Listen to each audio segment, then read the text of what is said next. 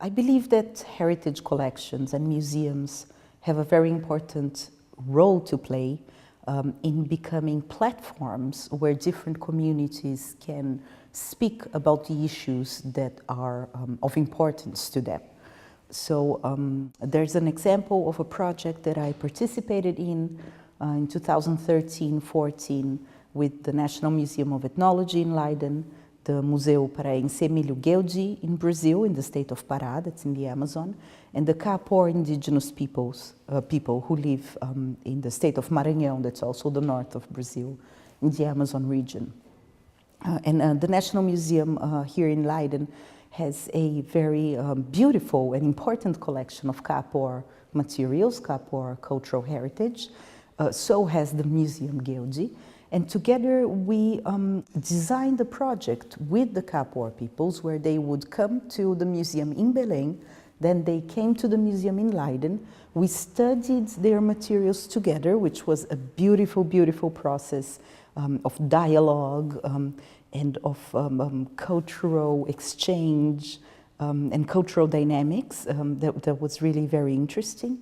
And after studying and talking about the materials, and they would, take, for instance, an arrow or a bow or, a bracelet and talk about how the object was made, what it meant for them, what kind of stories this object was connected to. So after a whole week of that kind of conversation, we designed an exhibition about the Kapor Festa do Cauim. That's the Cauim feast. That's a very important ritual in Kapor society. So we designed this exhibition, but what was really important for the Kapor was to talk about the situation that they were living in today, or back then and still today, which is a situation of violence. They are being killed, they are being threatened, their lands are being invaded by woodloggers and others in the Brazilian Amazon. So even while they were here in Leiden and we were studying the objects, we were receiving news of people being killed in the Amazon, Kapor people being killed. So it was a dramatic situation.